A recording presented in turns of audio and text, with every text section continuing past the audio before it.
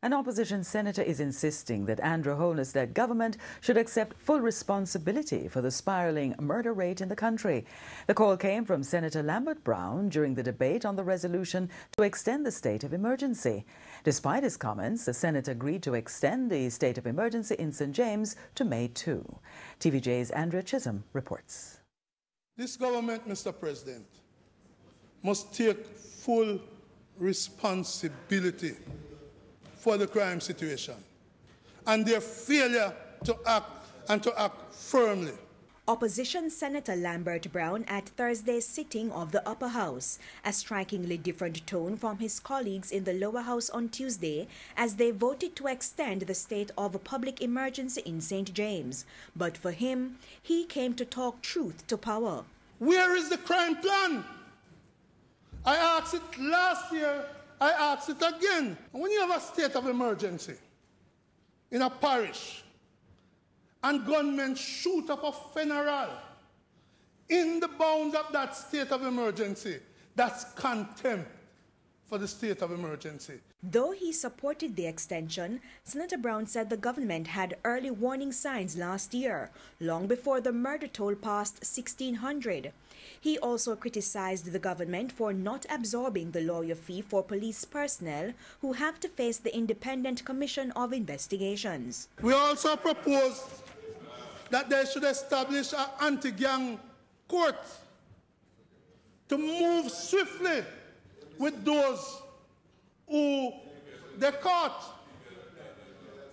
Thankfully, to the previous administration, we were bold enough. Do you want my vote? Allow me to speak. Yeah. But if you want my vote, allow me to speak. Because if I'm going to be run out of the Senate, I won't be able to vote. Most unfortunate contribution from my colleague senator previously. And I think the utterance about suggesting that you don't get my vote yet is most despicable.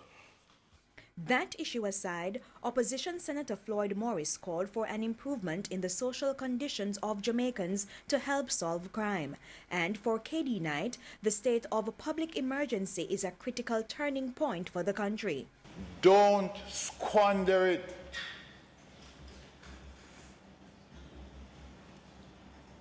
You might have to wait a long time for it to happen again. Government Senator Pernell Charles Jr. pointed to early successes. For example, the seizure of 12 guns, wanted men being captured, and persons being arrested and charged. Notwithstanding this, Government Senator Carencia Morrison blasted Jamaicans for putting up with criminals, some of which are young boys who are funded through lottery scamming and other crimes. When they were shelling down the clubs and the parties, when they were burning thousands of dollars, spending a fortune on money pull-up, wash car with champagne, didn't we see this coming? When these boys were buying out car mats, week after week, they could hardly supply the demand. Weren't we alarmed? Mr. President, St. James was a problem that was waiting to happen, and we should have trampled it from the get-go. Mr. President, what is happening now must never happen again anywhere in Jamaica. Andrea Chisholm, TVJ News.